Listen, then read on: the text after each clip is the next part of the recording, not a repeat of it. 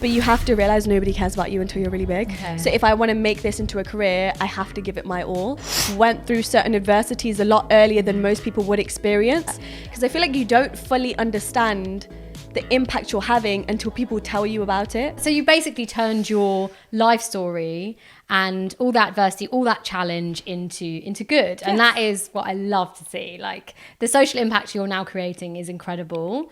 And going back as well, just to entrepreneurship, and like, it seems like you were a bit of an entrepreneur even growing up, like playing around with cameras, being creative, trying out new things and seeing if they work. And sometimes, like, great entrepreneurs, like, you find a little problem and then you want to solve it. Where have you started any businesses over the years? What have you been playing around with? So I feel like I have been entrepreneurial my entire life. The thought of interviewing for a job or having a typical 9-to-5 job made me so anxious. I couldn't even describe it. Like, from a very young age, even when I was a teenager, people would talk about finishing school and going into a job, and the thought of that terrified me. So my only answer to that was, I don't know what I'm going to do, but it has to be by myself, because I don't want to be in that environment, and I didn't know why. So when I was 17, doing my A-levels, I decided to set up my first business just to dabble in it and see what I could do. It was a really good business to start, because my auntie was going to set up a jewelry business and she decided not to. So she had all of this stock left over. She gave it to me, so I had no costs. Wow. I could just play around with it. It wasn't successful. I didn't know how to do social media then, and I didn't sell a lot. I did a local pop-up shop in my hometown, which was good for like confidence building. I learned how to photograph products, which is different from photographing yourself. I learned how to set up a website, create it from scratch. So that was great. And I just kind of said, that was my 1 year of experience. And then I went to uni, and then after uni I graduated, and I really wanted to do social media full time, but I also wanted to put my hands in a lot of baskets, like have that kind of backup plan, because it's like so many ideas, and I just wanted to protect myself as much as possible, because I moved back home and I told my family, I'm going to give myself 6 months to try and come up with something on my own. If I don't, then after the 6 months I'll apply to a job. So I was balancing all of the social media platforms, and then I started a jewelry business again. Because I thought, well, I know how to do this and I know about the stock, but now I know about social media, so now it will work. And I launched that early this year, and this time it actually went amazing. And the first collection sold out and the second collection sold out. So I've always had that desire in me. So that's something that we're going to see more of in the future? 100%. Okay, great. So that's something that's going to evolve and grow, and that's something that you feel really passionate about, which is amazing. And I guess as well, like, you're quite tied intricately into lots of different industries, it seems. Like fashion, you really care about, like even beauty as well. Is that something that you really I think probably enjoy? more fashion, lifestyle and self-development. Oh, okay. So they're like your main kind of buckets. So it's like picking and choosing and kind of playing up and playing down those different parts, which is absolutely amazing. So, okay, I'm just going to flip the switch in a second.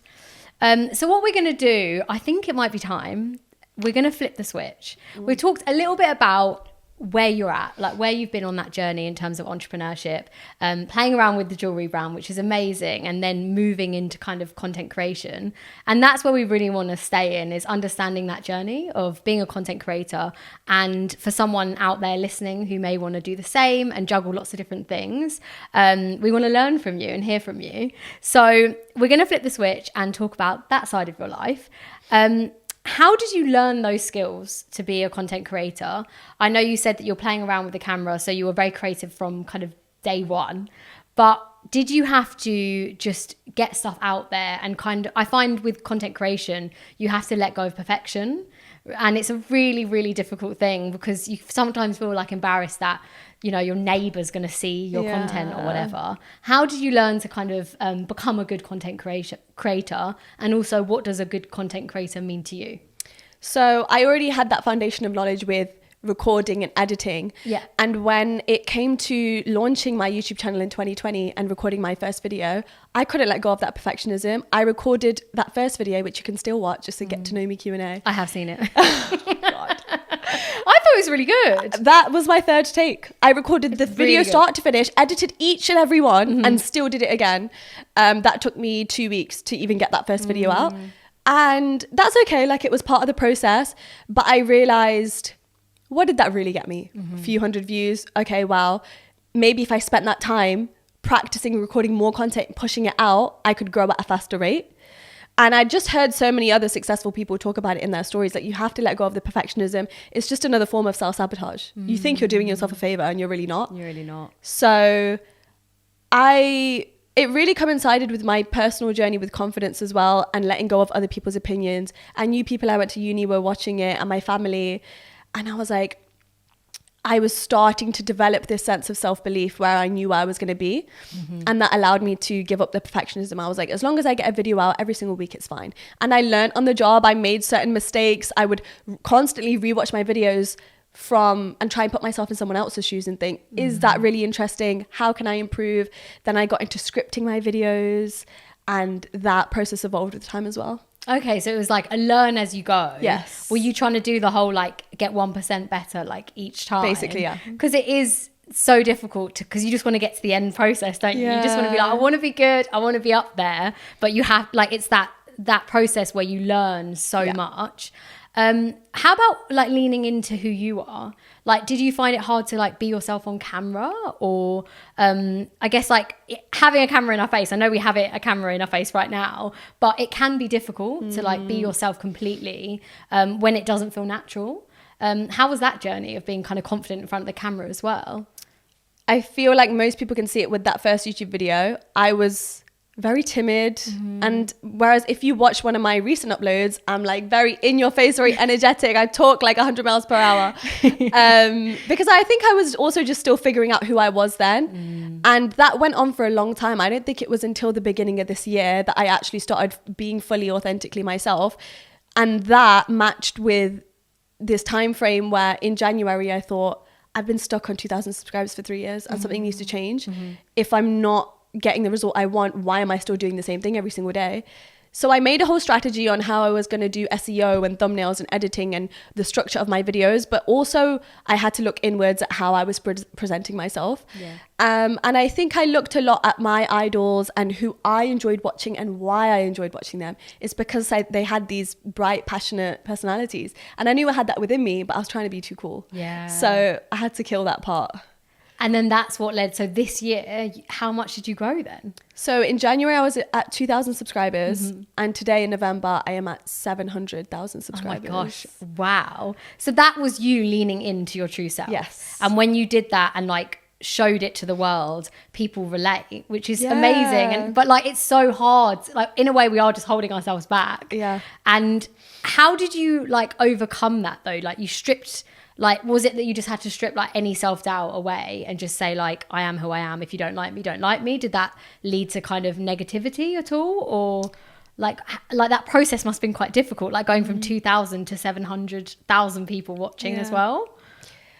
I think it came from a lot of ambition. Like I was like, this is what I want to do now. I know when I sit down to film, I actually enjoy this. So if I want to make this into a career, I have to give it my all.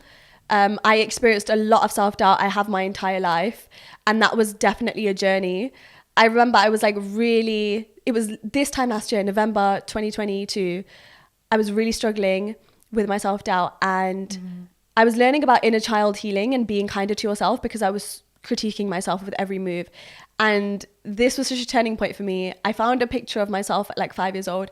I stuck it up on the wall in my bedroom where I'd see it every day. And every single time I was about to criticize myself, I would catch just a glance of it and I would stop myself. And just that is so small, but it became a habit every single day where all of that negative self-talk was finally shifting out of my vocabulary. And I was starting to trust myself more and be like, actually, you can do it and you are that girl. And I think that had a massive effect on my energy and then how I presented myself on camera. I see. So in a way, like the inner work then led to you 100%. outer. Like that is the answer. You're like shining and being... And when you are released, you feel free. Because I agree. I've been on that journey as well, self-discovery. And it took me years to like truly and fully be who I am. Yes. But like you do genuinely feel like this weight off your shoulder that you're finally not acting for like the sake of society or other people or culture, whatever. Yeah. Did you ever feel pressure though to go down a specific route because of culture or society? I guess you've gone down, you're a disruptor, right? You're going down a route that is a new route in just in life to be a content creator. Tell us more like how that has been, like telling other people about what you do, because I find personally when I tell people what I do, I say I do all this stuff and they're like, oh, okay, cool. Like they don't get it. Yeah. Have you received that? Definitely. In the beginning, like I think I fully started pursuing content creation and influencing in 2020 and it was lockdown. So all of my family's eyes were on me because we were together all the time. And I've lived with my grandparents my entire life. So they're very traditional, very South Asian. They don't get it. They do not get it. And my family would make fun of me every day. They'd be like, why do you have a tripod and you're taking pictures of yourself?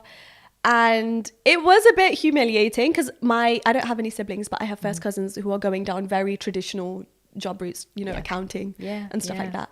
So I felt like the failure in comparison. What if this doesn't work out? What if I still have to rely on my family financially in a year? This is going to be really bad. But also I was faking it till I made it and I was like, whatever, you guys don't get it. I'm going to make this happen. And then all of you are going to be like, wow, we were wrong. And that ended up happening in the end. Oh, I love it. But I think on the journey as well, like even when it comes to talking to your peers or people that you meet at events, me saying I'm an influencer, I was so terrified to say it because there's so many negative connotations around that. But now I'm in a place where I'm like, yes, I am an influencer. And if you don't like that, that's absolutely fine. Yeah. But I know what I'm doing with the content that I put out is doing good and making a change. If you want to jump to that automatic assumption, that's fine. Then you're not my person. And so I've really let into that. Like I am who I am. Whether you like it or not is not my problem. Yeah, yeah. And the right people will find you. Exactly. Which is amazing. And tell me more about like what you're trying to do. Like, is there an end goal of like who you're trying to help, how you're trying to help them? Because I know you help them through content, right? But through multiple ways. Is it through courses and through videos, all these different audio even? Tell me more. So it started with videos because I feel like that's accessible for everybody. I never thought I would do podcasting, but I got so many requests for it that I made my YouTube videos available in audio format. And the demand for my content and also the messages that I receive every single day from people explaining how my content has resonated with them really changed my mindset. Because I feel like you don't fully understand the impact you're having until people tell you about it. Because a lot of the time I'm talking about things that I've already lived through. So I don't really understand how important the topics I'm talking about are. And that made me realize I should be putting more time into this. Is making a whole other topic, another piece of content every week going to be difficult? Yes. But if it's going to help more people, then so be it. And if it's going to grow my personal brand and allow there to be more eyes on the topics that I'm talking about, then it's worth it in the end. Because having gone through life being so unconfident, not being able to speak to people, settling in romantic relationships because I didn't believe in myself, I would hate to see another generation go through that again. And I wish that I had my older self to tell me like, actually, no, maybe you should try this. So if I can just help one or two girls avoid going through the same mistakes I did, then I'm doing the right thing. As for courses, I'm not sure. I feel like I'm focusing on the video and the podcasting right now, but I know it's going to continue to evolve as I go on. Just like this time last year, I was not doing this, but it's completely changed. Anytime anybody asks me, what's your plan or where do you see yourself this time next year? Every single time I go, I don't know. And I'm so glad I don't know because whatever I'm meant to be, I'm going to get there. Yeah, so exactly. There's no need to put pressure on it as well. Because if your life can change so much in a year, exactly, what's going to happen next 100%. Year? And also it's like going where life takes you, which is quite nice. It's like leaning into the unknown, which is really hard, really hard to do. And then I guess what energizes you about your career? Because you've managed to create this kind of dream life in a way. Do you have a vision board? Is that something? Yes. So you're a big vision boarder. You know what's crazy actually? I was looking at my vision board the other day and I made this September last year. And I took a picture of a microphone that looked exactly like this and I put it on my vision board. But I remember when I was sticking it down, I was like, I don't even know why I'm sticking this down because I don't want to be a podcaster. But I just thought, no, I'm doing this because I want to be in more interviews. I really want to practice public speaking. That's a big goal for me. To now signing a deal with a very big company to launch my podcast this month. And I remembered that I put that microphone down there and I'm like, this is crazy. Because it wasn't even something I was intentionally thinking about. And now it's going to be such a big thing for my career. I'm so excited. I'm big on vision boarding. 100%. Okay, so watch this space on more happening with the microphone. And it is funny how when you look back and see something that you wouldn't even have taken account of is like happening for you, which is amazing. And I'm so happy for you that this is all happening. I want to talk about, you love quotes. It's something that I noticed from YouTube, your YouTube channel. Like, you're definitely big on saying really inspirational things. And one of the quotes that I picked up was, you need to be inspired by the fear of being average. I really love that. Is that something that you wish you told yourself then? Your kind of past self? Yeah. Is that something you say to yourself now? For so many years, I was so concerned with fitting in with everybody else. And that went on for such a long amount of time. And it wasn't until very recently that I realized if I go to an event and I don't feel like I fit in, or I'm not going to be friends with this big clique group of people, that's fine. Like, I'm so glad that I'm not normal. I've gone through certain experiences that make me unique in a way where not everybody is going to understand me, because that manifests itself in so many other great ways in my life through my career and what I get to speak about and how I connect with just a few people. Even if my circle is a few people large, like, we have such a deep connection because I've lent into the fact that I don't need to fit in with everybody. And in terms of being average as well, it motivates me to fulfill my full potential. Okay, yeah. So like, like you're operating here and you can just like push yourself to like, because that's what I love about being self-employed, is like how it's limitless effectively, whereas a 9-to-5 can have a ceiling, I guess, with the growth that you can get to, and you can kind of get stuck. And is that something you've always wanted to do, is like work for yourself? Always. Yeah. For as long, like, I think I was like 7 when I decided, like, I have to work for myself. I don't know how, but I have to do it. So it's like something that was always on your plan. Yeah. You're going to get there somehow. Yes. And then I guess this has been the form that it's ended up being, which is incredible. One thing I wanted to talk about, I guess, is personal brand can be something that is really difficult. I think a lot of people are trying to create a personal brand and slowly but surely trying to work out who they are as well along the way. I'd love to hear if you have any learnings on how to create a unique personal brand, one that fits you as well. I guess we're told a lot of the time to fit into a niche. And this podcast is very much about leaning into just being yourself, and whether that manifests into doing lots of different things, I think that is amazing and that's great. So I'd love to hear like your tips on how to create a good one. I think you said it perfectly there, because I struggled with that question for so long. What even is a personal brand? How do you build it? I don't know. And in the end, all I really did was lean into who I am and what my core values are, and then build the brand around that. There are certain things you need to do with niche, like make sure there's this uniformity through all of your platforms. There are so many things that I'm passionate about. I love fashion, and I've had to push that to the side to cater to my audience's needs. And like, I recently set up a second YouTube channel, a vlog channel, where I talk about my life and fashion and anything I want to talk about, because I recognize my main channel is as big as it is because I'm niching down on self-development. And are some of these people going to want to know about my life? 100%. But I also know a lot of them don't care. They are just there to have their questions answered. And I want to keep that space for them. All of the other content, I'll move elsewhere. And so, yeah, you need to have that consistency with all of the content you do. But ultimately, I think it's about doing what you love, bringing your values into it, and your authentic personality. A lot of people make the mistake of trying to do a personal brand, but then also trying to replicate what somebody else in their niche is doing.